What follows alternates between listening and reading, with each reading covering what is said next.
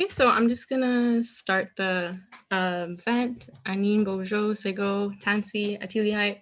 Hi and welcome. My name is Christina. I'm the president of the Indigenous Students Association at York, and we would like to welcome you to our Land Back yesterday, today, and tomorrow panel. This event is in collaboration with YFS and CSEC. ISAE is a Indigenous student-run group at York, and we put on a lot of activities, programming that are cultural and sometimes social-based for our students. Our membership is open to both non-Indigenous and Indigenous students at York, along with faculty and staff. We did some really amazing events last year. We hosted Métis cultural programming, First Nations and Inuit teachings. We also did a food basket in collaboration with what was formerly known as the Center for Aboriginal Students Services. And this year, this event is very special to us because normally we only function during the academic year. So this is the first time we're putting on events during the summer. And since it's National Indigenous History Month, we decided to do one event per week. So our first event was a screening, a movie night of a classic film, Smoke Signals. And then we also did a art and cultural showcase last week in collaboration with CSEX. We did a Two-Spirit knowledge sharing circle. And then today we have our final event for the panel, which we'll get into more details about the event. But first, I would like to, before I pass along to YFS to introduce themselves, I would like to do a Thanksgiving address. A Thanksgiving address traditionally came practice from the Haudenosaunee Nation. I myself am Soto and Portuguese, so I made a more personalized version that is condensed, the long version, which addresses and gives gratitude to all elements of life and beings, can sometimes take hours or days. So I have a very concise version. So I would like to give thanks to Mother Earth for providing us a place to exist, to live, and for our creation stories, and providing a home for plant life and trees. I give thanks to that plant life for providing us with medicines, food, beauty. I give thanks to the air for giving us the breath of life, for carrying our prayers, and for the sky world for our thunder beings that remind us of strength and courage. For this, I give thanks for the sky beings that gave us Turtle Island and for watching over us. I like to give thanks to the water for providing us with the gift of life and life-giving, for hydrating us and showing our life givers the way, for providing us healing and ceremony. I like to thank the element of fire for keeping us warm, for guiding our fire keepers and ceremony. I like to give thanks to the grandfather sun for providing us with life, with light, and providing all beings with essential vitamin. We like to give thanks to the grandmother moon who shows us the light in the dark, whose presence replenishes our energy, and for ceremony. I like to give thanks for all the beings, all our relations, two-legged, four-legged, fins, wings, and everything in between, and giving up their life so that we may live. I would like to give gratitude to the Creator for guiding us, showing us strength, our roles and responsibilities, and giving us the tools we need to thrive. I want to thank all our relations, past, present, and future, for taking care of our land so that Mother Earth can continue to provide for our future. I especially like to thank the nations that were here traditionally and are ongoing here in the territory that we reside in for taking care of our land. Chimigwech, chimigwech, chimigwech. I'd like to now pass it over to YFS. They have some words they'd like to share with you. Hi, everyone. My name is Alexis Nikita. I use the pronoun she, her, and I'm the Vice President of Equity for the York Federation of Students. I'm super excited to be here and to learn from all the panelists today, but before we start, I'd like to say a land acknowledgement and an equity statement. We acknowledge our presence on the traditional territories of many Indigenous nations. The area known as Tekaronto has been caretaken by the Anishinaabe Nation, the Haudenosaunee Confederacy, and the Huron-Wendat. It is and has been home to many Indigenous peoples.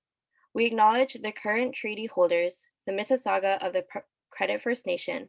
This territory is a subject of the Dish with One Spoon, Wampum Belt Covenant, an agreement to peacefully share and care for the Great Lakes region.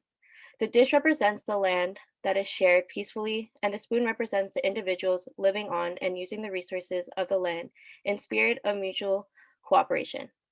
Now I'd like to reiterate a little bit. Since we're all here today to talk about land back, yesterday, today, and tomorrow, we want to reaffirm the call for land back as the only way forward here in so-called Canada.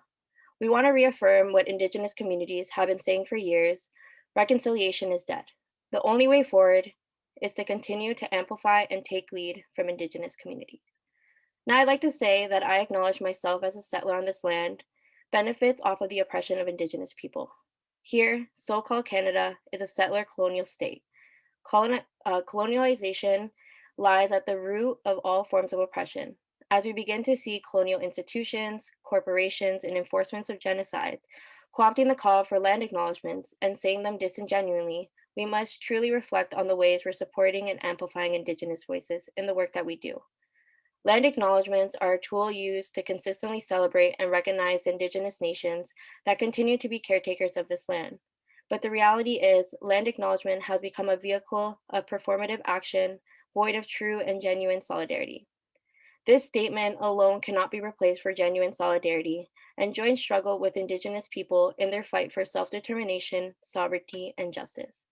As so-called Canada continues its systematic genocide on the various Indigenous communities of this land, we encourage everyone not only to reflect, but actively work towards genuine indigenization of spaces we occupy. As many of us are here on this land as a result of the ongoing colonization abroad, it is necessary that we work to dismantle imperialism in its purest form, here and abroad. With this in mind, it is crucial that we are all always listening to and taking lead from Indigenous communities. It is our collective responsibility to answer calls to action from Indigenous nations across Turtle Island as they work to reclaim their sovereignty. Now I'd like to say a little bit about an equity statement, and I'd like all folks to know that throughout this event, please to be respectful and that we will be moderating the chat.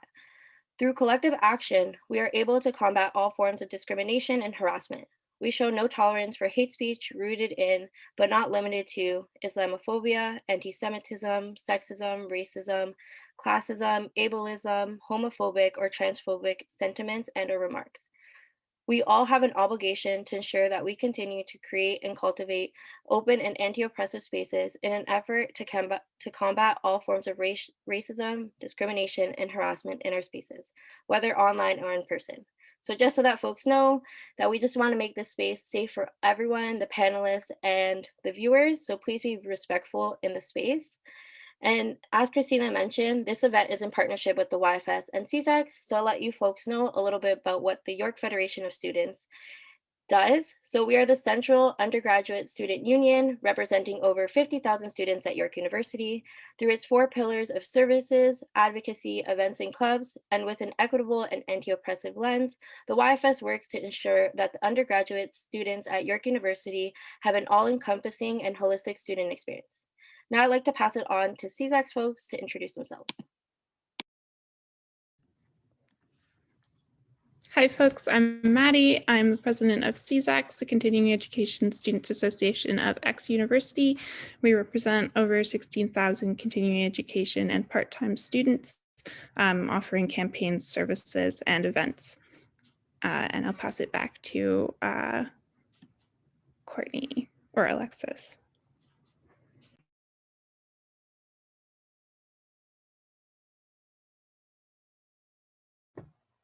Okay, so now we're just going to get more into the event and the purpose of why we put it on. So as I mentioned, this is our final part of ISA's final event for Indigenous History Month. We think it's really important now than ever, especially with all the events that have been coming to light, to talk about land back, about Indigenous sovereignty, land rights, and Indigenous land stewardship, as it has been widely misunderstood for decades and decades and misinformation out there. So we have some really great panelists here, and I'm going to pass it on to our Vice President, Amy House, to introduce the panelists. Gwe Ulukut, everyone. As Christina said, I'm Amy House. I'm Vice President of Indigenous Students Association at York University. Today we have 4 panelists with us who are prepared to speak and answer questions about the topics that Christina had mentioned. We're very fortunate to have these community members here and who are taking time out of their day to come and educate everyone who wants to listen. So the panelists are going to introduce themselves, so I'll just introduce them by name. So we'll start with Terri Monture. Terri, if you would like to introduce yourself first. Terri Monture Yongyats, Swego Nitawagano. My name is Terri Monture. I'm Mohawk Wolf Clan from Six Nations, the Grand River Territory. I'm actually a York student graduate. I graduated in 1986, so it's nice to be able to hang out with a group of York students. I have an English honors BA with a minor in political science. I'm actually a member of the collectives of No More Silence and Indigenous Land Defense Across Borders. And I'm also a labor activist. I've been in the labor movement for 30 years, and I'm currently a staff representative at the Canadian Media Guild, which represents members at the CBC and various other media outlets, including APTN. So I work a lot with our Indigenous media workers. And I've been doing that work for about 30 years. And as a activist, I am very strongly rooted back at home because I just moved back home to Six Nations in November of last year. So it's been, I'm literally getting my land back as we speak. So thank you. Thank you for that. Joy Henderson, if you would like to go next. Afternoon, hi and hello. How? My name is Joy Henderson. I am a Black Lakota. I live in Toronto. I am a graduate of X University, a child and youth care practitioner. I grew up in Regent Park, and so I'm a mother of three. I do a lot of work in the Scarborough area of Toronto. I love Scarborough. We do work with Indigenous wellness within the community, and we pair with Taibu Community Health Center, which is an Afrocentric health center. So it's a really kind of neat collaboration between Black and Indigenous communities, which is absolutely my passion in life. And so if you hear me on Twitter, that's what I'm usually talking about. And so I'm very thankful to be here. I promise I will try to be, somewhat coherent today. I know it's a very horrible, heavy day. So, but, love and strength to everyone who's here participating, watching, listening, and putting together. Thank you. I have to say, I do follow you on Twitter and you have some great takes. Courtney, if you'd like to go next. Hi, everyone. My name is Courtney Skye. I'm Mohawk Turtle Clan from Six Nations of the Grand River Territory, and I'm a research fellow with the Yellowhead Institute, First Nations-led governance think tank at X University, and I work primarily in the areas of gender diversity, gender inclusion, and the intersections with governance. I work to support our traditional confederacy in the community through volunteering and organizing. And I also, I'm a freelance writer. So you see me on doing writing, different articles, and I also do political commentary, primarily for the CBC. So I do a lot of media appearances and things like that. So thanks for having me here today. Thank you for coming and speaking with us. Sean, if you would like to go. Thank you, Koyani. My name is Sean Hillier. I'm Mi'kmaq. I'm a registered member of the Halapu First Nation. I grew up on the southwest coast of Newfoundland with roots throughout the island as well as Labrador. My maternal family is Mi'kmaq, and my paternal family is Western European. I currently am an assistant professor at York University in the Faculty of Health and focus on Indigenous health policy and the conceptualization of One Health from an Indigenous perspective. I'm a former graduate of York. I did my bachelor's and master's at York, and I went to X University for my PhD, and so connection across the board here. And I'm just grateful to be on this panel today with Courtney, Terri, and Joy. And I really just want to take a moment to recognize, I think, the collective trauma that we're all dealing with today, and the heaviness that brings to, I think, this discussion, and for panelists and for participants, and that I think it's a reckoning that Canada is dealing with as they come to grips with the genocide that has taken place, and that Indigenous folks have been fighting to have recognized for decades.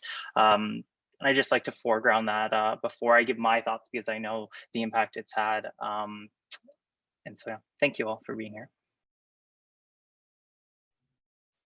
Thank you for that. Okay, Christina, do you want to take it? Thank you, Sean. I appreciate you bringing that up too, as a lot of us may feel some heaviness today and ongoing. So for the first question, I'll pose it to Terri. Can each of you explain Indigenous relations to land in relation to your own nation and experience? Okay, I, as a Mohawk from the Six Nations of the Grand River, which is a very specific political entity that we came here because our original homelands were in New York State, and after the American Revolution, because we had sided with the British, we were forced out of our homelands. So right from the get-go, my community has been dealing with dispossession, but the reality is where we were where we were moved to is actually an extension of our traditional hunting territories anyway. So it wasn't so much of a real dispossession, but it was a wholesale movement. So originally when we came here in 1783, there were 1,500 of us. And after that, the reserve has grown, obviously. But at that time, the land was parceled out to the women. Because, and we have the records of me and Courtney's joint ancestor. We share a couple of great grandparents, so we're cousins, where they parceled out the land specifically to the women of the community. And that was a real understanding of how Haudenosaunee people view land ownership. The cleared land is the purview of the women, where we grow the food and raise the children and do the governance in those cleared areas where we can farm. The wild areas, the woods, and to watch where other people are coming from is the purview of the men.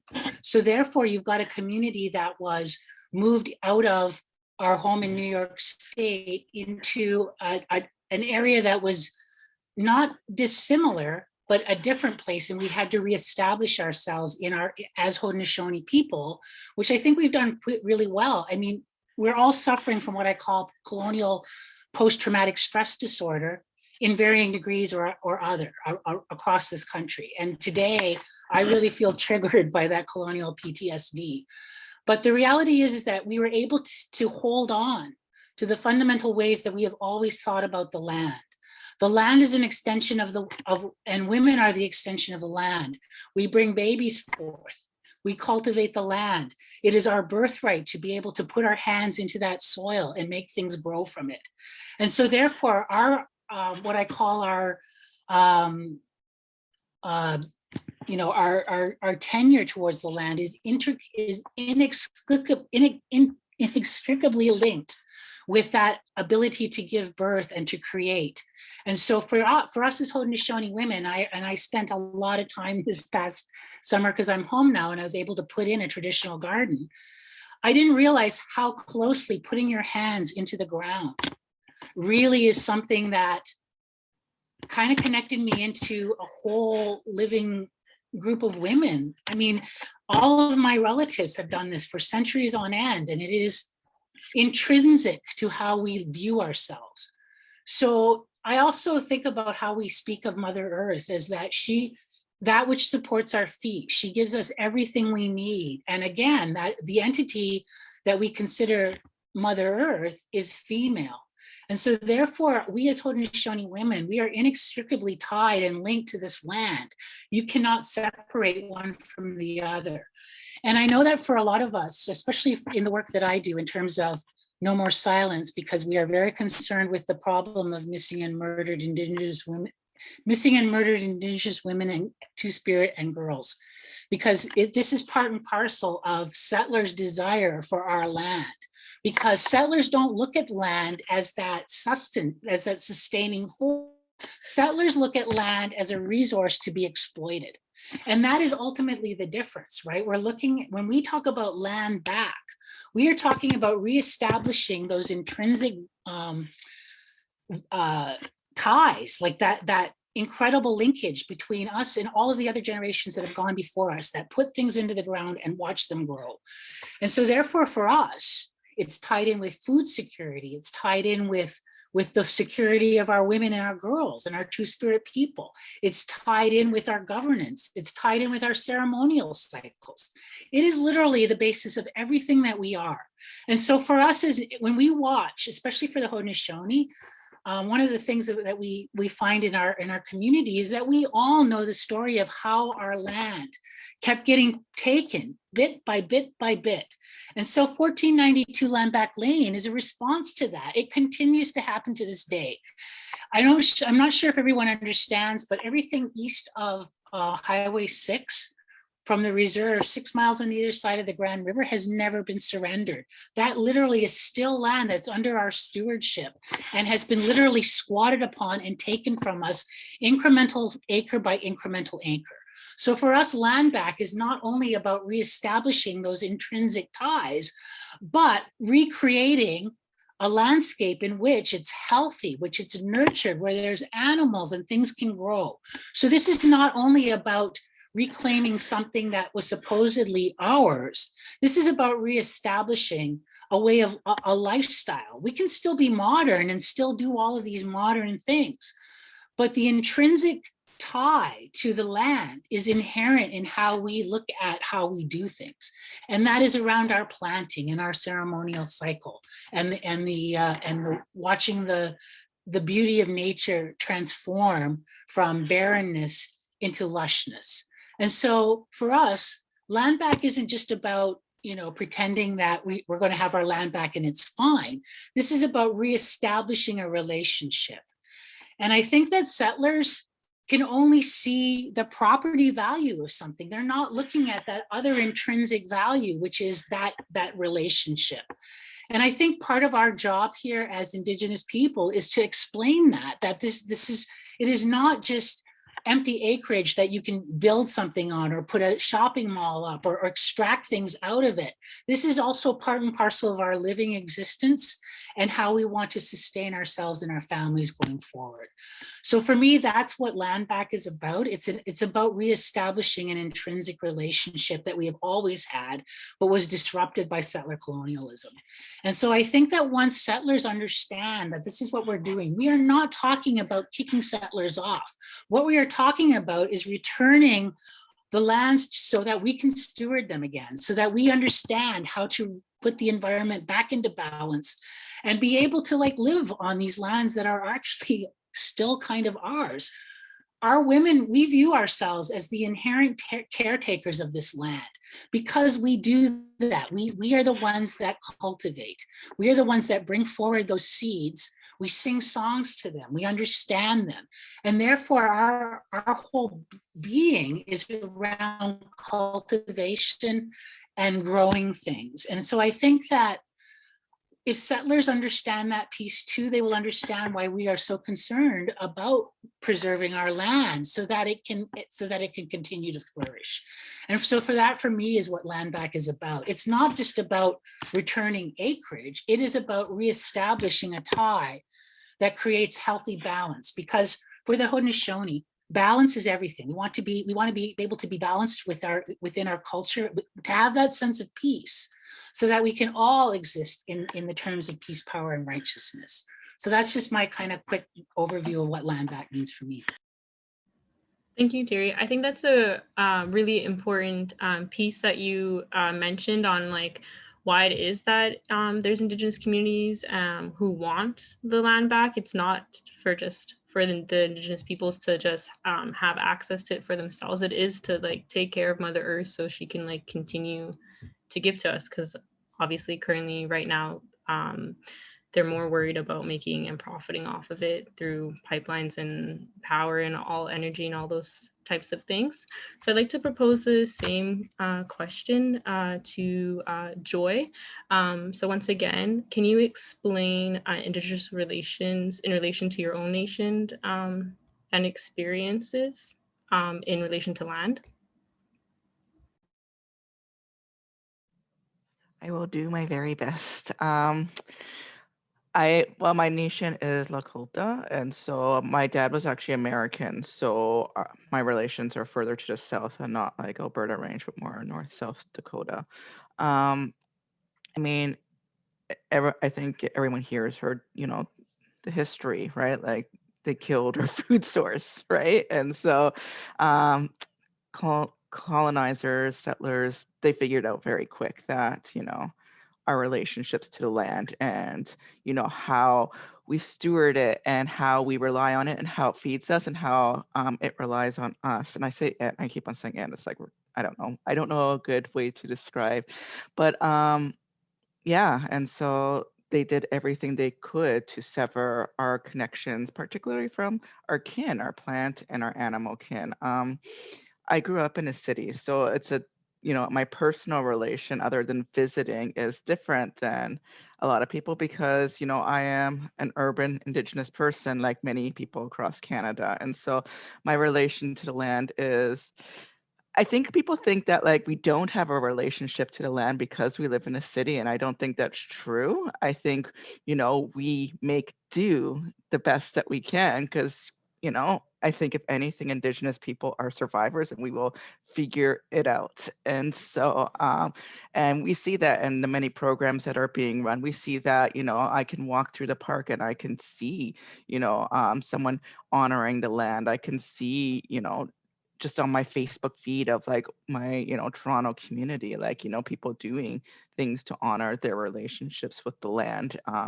I've been doing it since I was a kid, even growing up in Regent, which was, very downtown, right? But going off, we didn't have cars or anything. And so it was limited to the city, but going off to a water source, going off to, a quiet area sort of thing, right? And so, and we carve out that space within a colonial construct, and I guess modernity, right, as we would say it, right? And so, which, I think is special, and I think it's something that's not discussed enough. And I'm starting to kind of explore on my own just because we don't discuss these relationships that we have with the land, with indigeneity within a large urban context, right? And so, and it's interesting, right? Because we all kind of, we learn off we lean on and we learn from each other too, right? So it's very interesting. And then, there's also that other element of me also being Black and a displaced Indigenous person, right?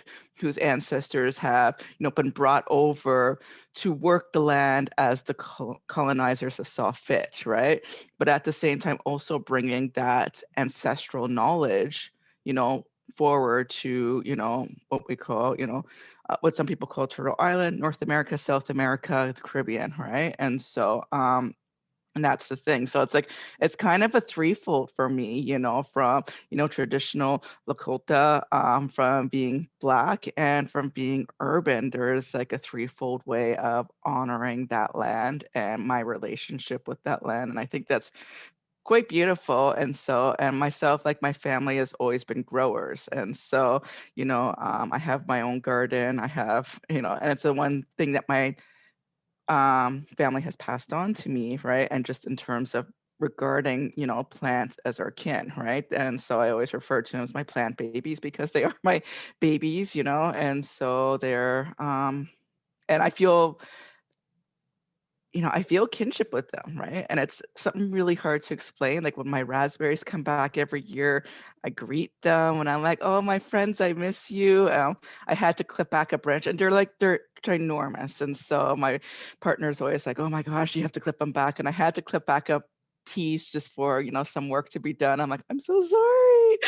Right? And so, but, and then I was showing off my garden to a friend. I'm like, this is a chive plant. This has been, my friend for the last 20 years. And they were surprised. They're like, one, it's your friend, and two, this plant is 20 years old. I'm like, yeah, all right. And so perennials, yay.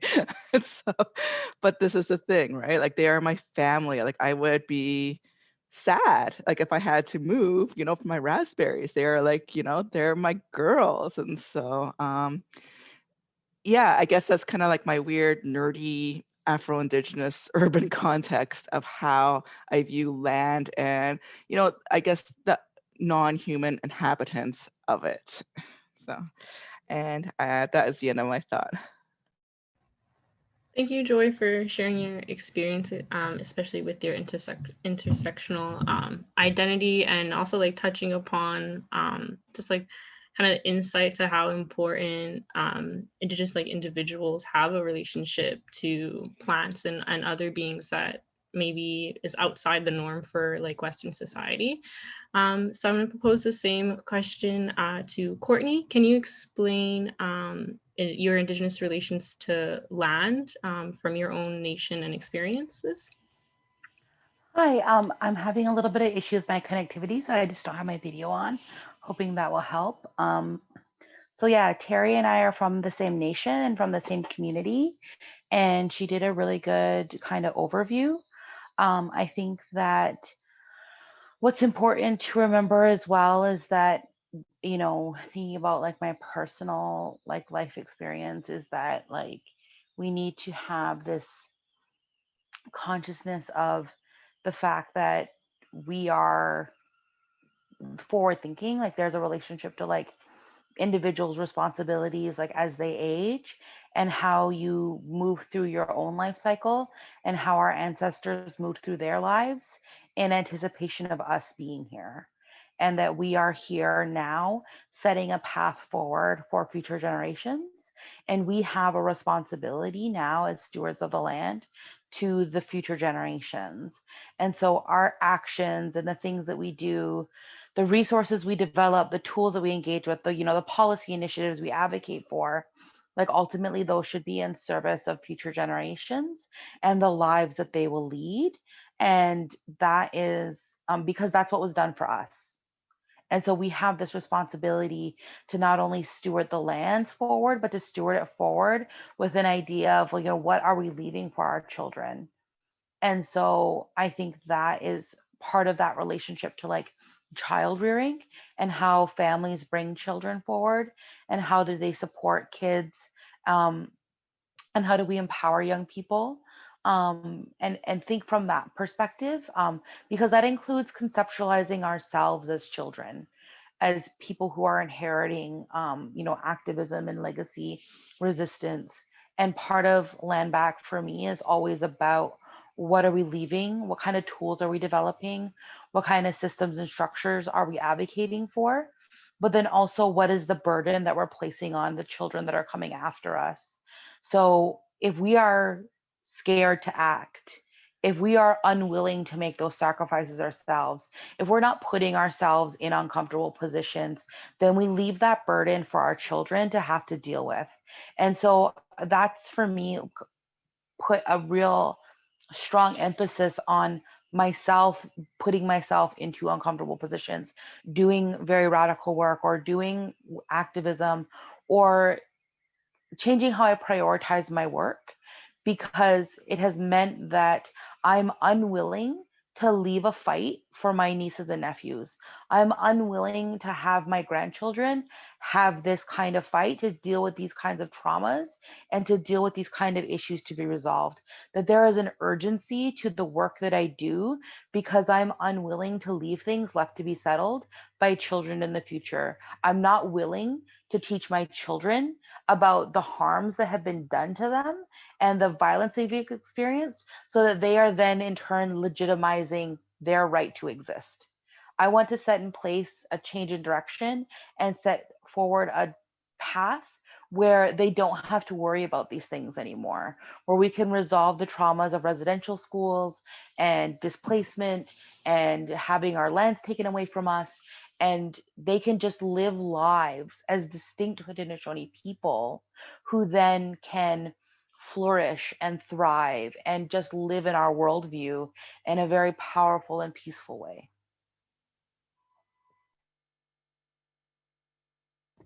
Thank you, Courtney, for sharing that. I will now pass it to Sean. If you could explain your Indigenous relations to land in terms of your own nation and experiences. Great, thank you. It was wonderful to hear lots of the answers to this question, and I'll try to avoid a great deal of repetition.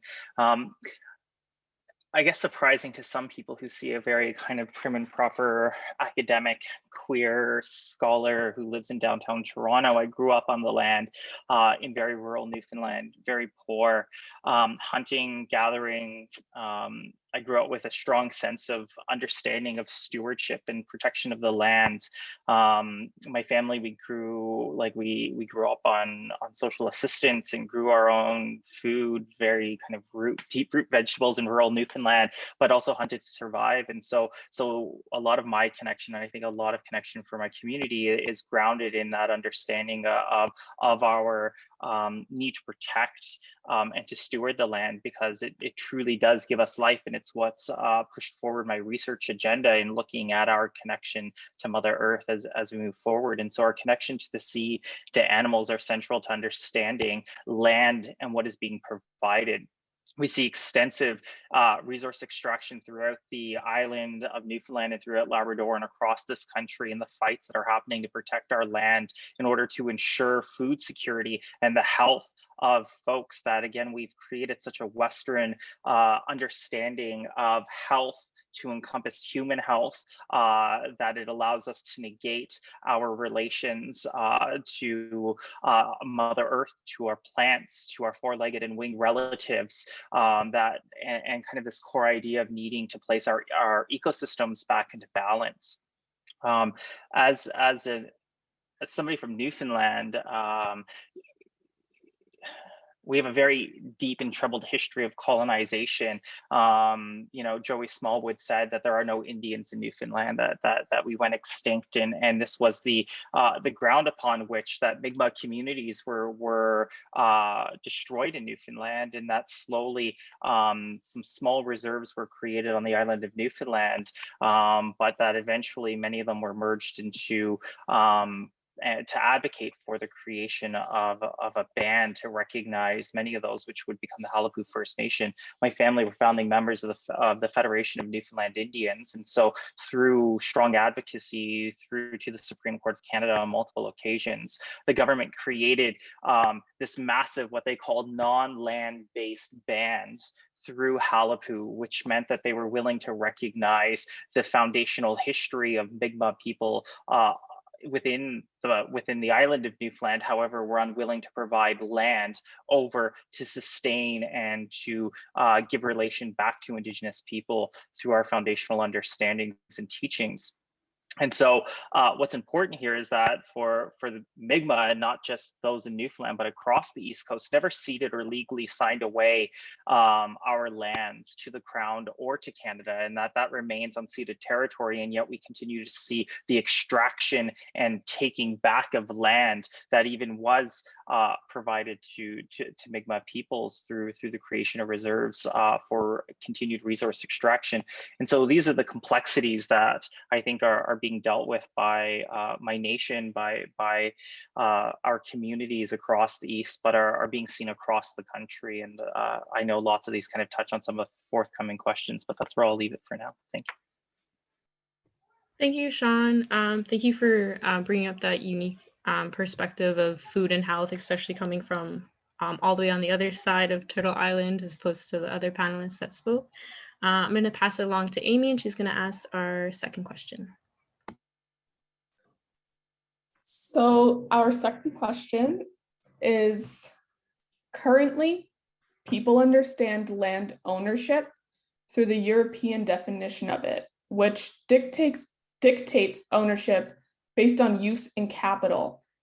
I feel many of the panelists touched on their nation's view of land ownership already, so I'll propose the second half of the question.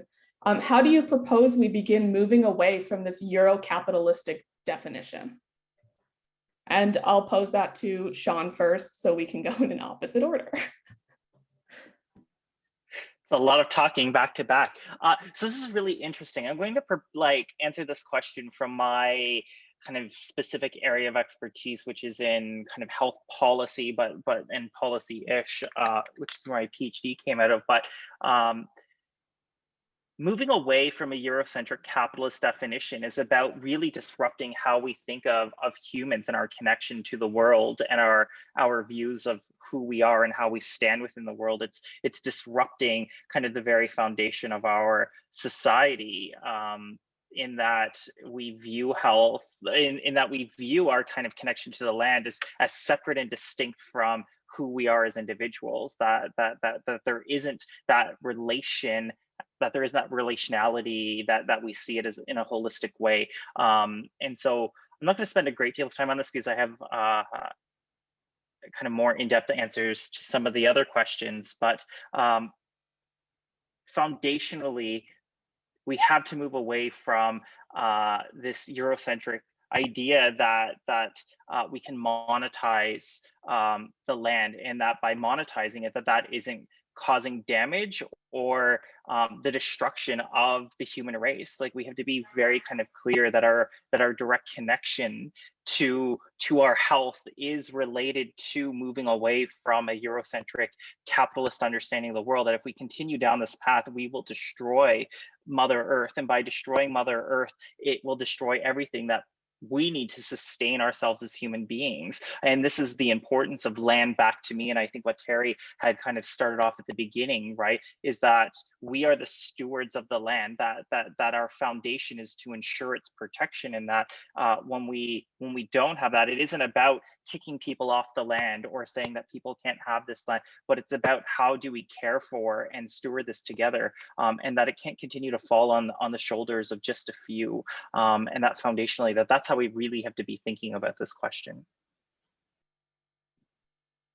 Thank you for answering it like that. I think you're absolutely correct in how we view land separate from ourselves, and that foundationally is not going to be sustainable.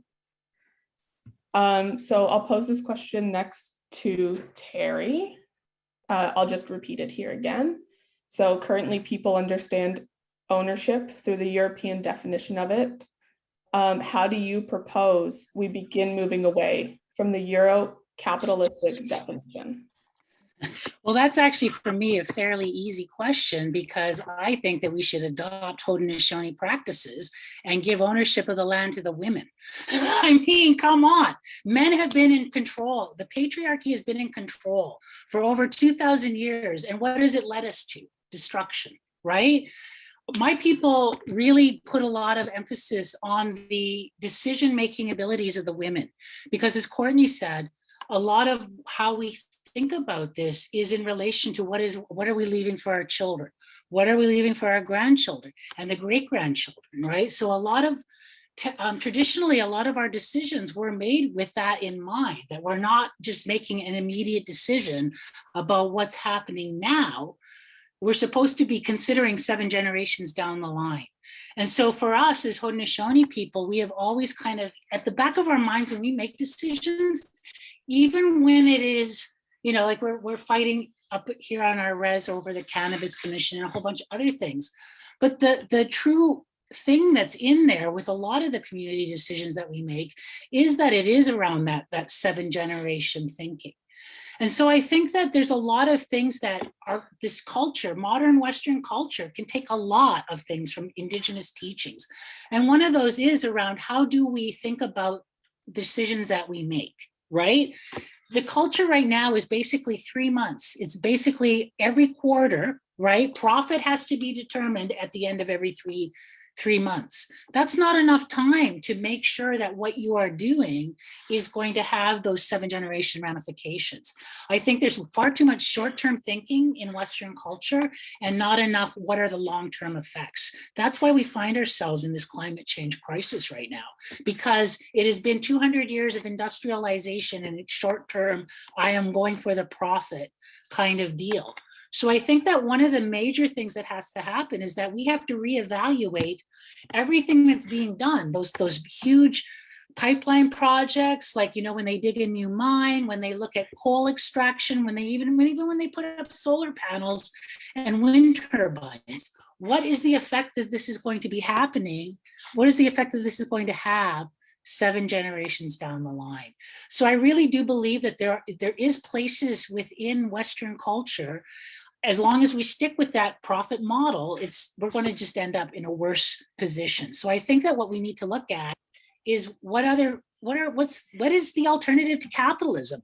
And the alternative to capitalism, quite frankly, is collectivity under either socialism or communism. And that is anathema to settlers.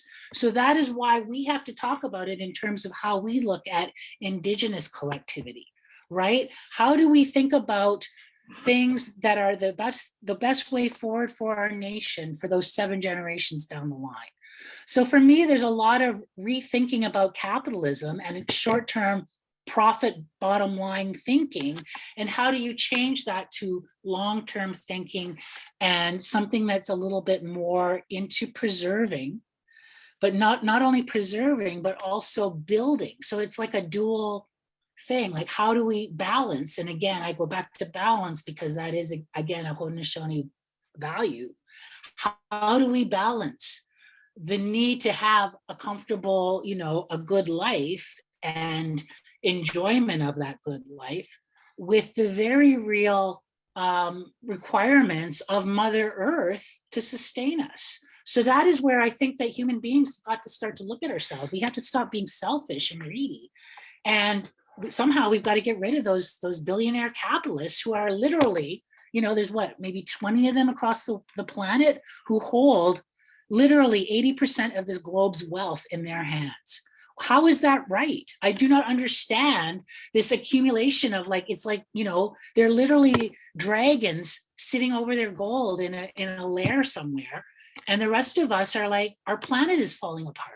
So there's got to be a fundamental change in how we approach capitalism and that short-term desire for profit. And until we get to that point, and until settlers start saying, hey, wait, maybe this is a stupid way to live, we are going to be continually having to be the alternative.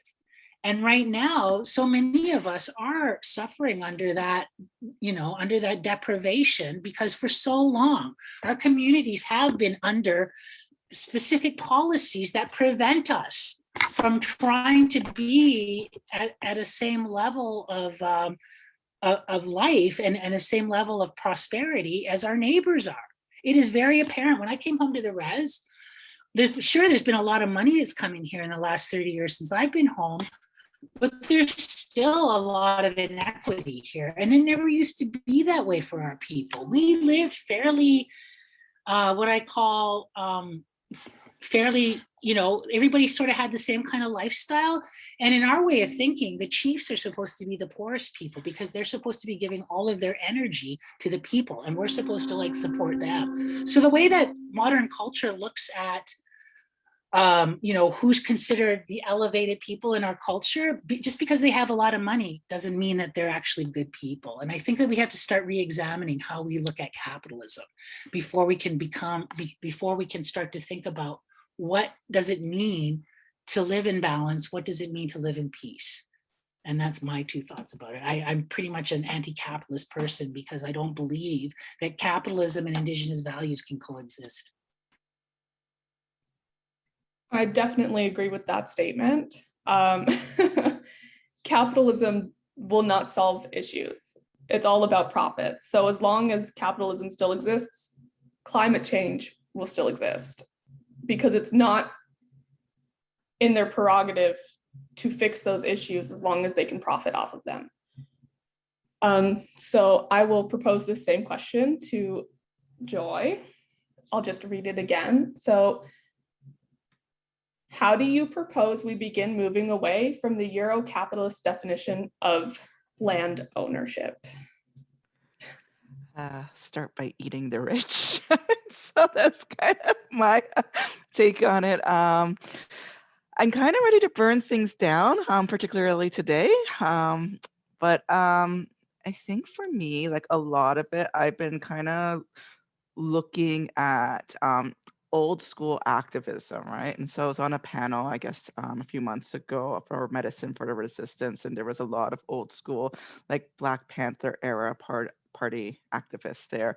And so, and I think, you know, and it just replicates, you know, Indigenous knowledge, like the world round, right? Like we have figured it out. It's community care and community, like, and I think for me, it's like, I'm trying to figure out a way to refuse to participate in this and how to motivate and how to create alternatives. And again, my take is very urban just because it's where I live, it's where I work, it's where I have to practice, right? And so I don't plan on moving anytime soon. So I like, you know, my access to my pho and bubble tea and stuff. So very important to me, but also, so a lot of it is radical community care and urban centers. And so, and this is what we do within our programs. This is, you know, we give freely. If we have money, it's like, okay, who needs rent, right? Like, let's, you know, and unfortunately, it's kind of feeding back into these systems, but at the same time, it's like you're still having to meet these needs simultaneously while building new systems such as food sovereignty programs, such as community gardens, such as, you know, I guess, yeah, just like, you know, artist co-ops and initiatives, and you know, just again, community building so that people can, you know, find sustainable ways. I mean, because, you know, we're trying to kind of get to a point where we can actually live, you know, and survive without, and not even survive, just not having to survive like day to day, so that we can actually work to, you know, eat the rich and overthrow capitalism. And so it's kind of coming from like a building up approach. I'm involved in politics, which is, you know, I don't know, it's kind of a it's kind of a lose-lose situation. I'm deluding myself that, you know, but I still have this naive hope that like, yes, we can do this, we can change with socialism. And I'm not sure that we necessarily can. And I feel, you know, as I'm kind of learning and studying the history and speaking in radical spaces and learning from these radical spaces, that our solution is, you know, going back to what we've always known and what we know deep in our heart. Although, you know, a lot of settlers seem to have lost this knowledge, but our solution is in community. And how do we replicate, you know, community care, you know, whether from an Indigenous perspective, whether it's modified from Indigenous perspective to fit, you know, a lot of other people. So, you know, it's how do we incorporate, like, you know, people who have come up as refugees, you know, and so, and how do we build and learn? I have like this great fantastical story in my head, like, you know, post-apocalyptic, where like we all kind of come together and like all the settlers and like people leave the city due to like, you know, an apocalypse and such. And so, but I do feel that that is possible just based on what we have accomplished in smaller spaces, from community to community to community within the urban environment. And so, yeah, part of it, I think, is just finding ways to opt out. And yeah, I think that will be the end of my thoughts.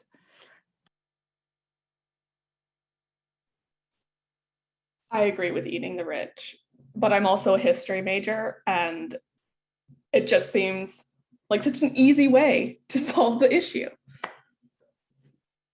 If only we could catch them. I'm also a fan of the guillotine. If one good thing came out of the French Revolution, quick and easy. So I'll propose the same question to Courtney. How do you propose we begin moving away from the Euro-capitalistic definition of land ownership? Yeah, I think that we have kind of started this, you know, doing this work and starting to think differently about how sustainable it is, and we've begun to see like the impacts of that lifestyle. And just in like climate change and things like that. Like I'm pretty pessimistic about you know, the impact that humans have had on the climate. And so I also feel like, you know, we've created a society, an issue, and that we are going to undeniably have to reckon with at some point in our history. So I think that whether or not we like it, this change is coming. And so I'm hopeful that like we can have some like thoughtfulness around how we're going to address that. For Yellowhead Institute, you know, we've done a number of reports and a lot of policy work around this, both with like our land back report and our cash back report, which is just recently released, where we talk about, you know, the relationship between capital and land, and how the nation state of Canada is essentially created for the exploitation of Indigenous lands and resources, and how corporation became a country. And that's, you know, that is how we can inform ourselves. But as far as like looking to the future, I mean, again, it has to be people's own personal willingness to make themselves uncomfortable, to think more locally, to think more sustainably, and to be willing to do that and to change your lifestyle. Because as long as like, you know, as there's, you know, again, limited ability of individuals to have impact onto climate change when, you know, a certain number of corporations do a bulk of the, you know, polluting and whatnot. But you also have to be willing to force change on those organizations, whether it's through political mobilization or organizing of some type. So I mean, I guess that's what my thoughts on that.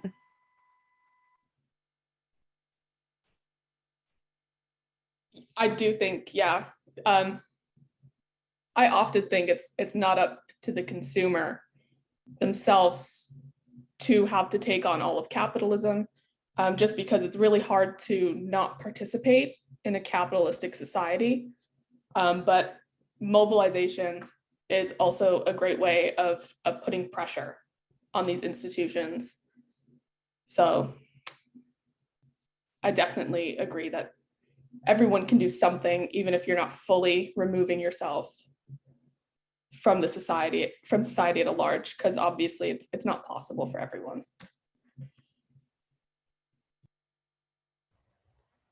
Thank you. So on that theme of trying to get rid of capitalism and restructuring, which is great because our next question is going to lead into that, which will be what can non-Indigenous people do to stand and be an ally with Indigenous peoples and nations for land back?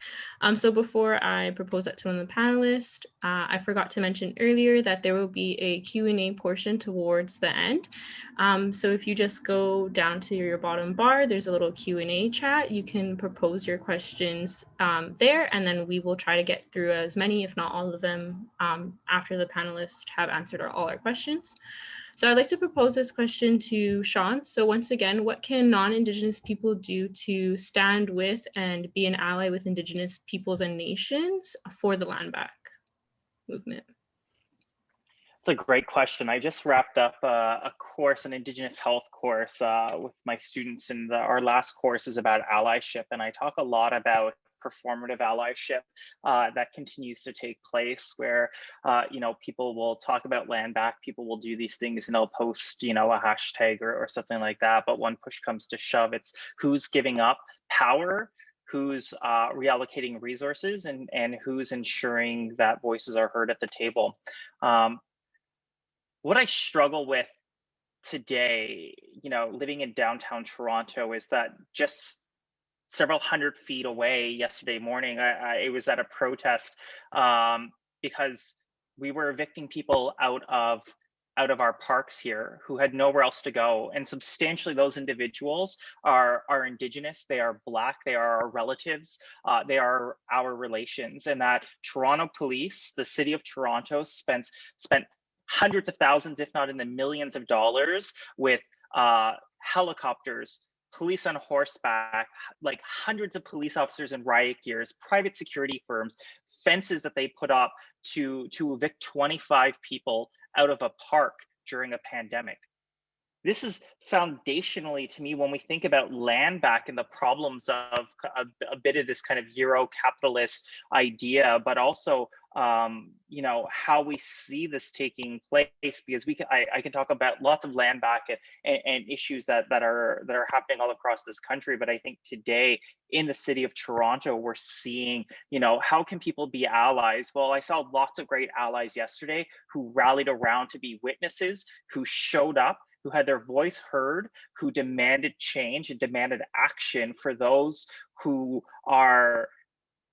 have the least capital in our society, who are the people that I see coming out to take to the streets of Toronto to protest at Ottawa, that are meeting our relations at the forefront, at the front lines, to demand change. So how can people be allies?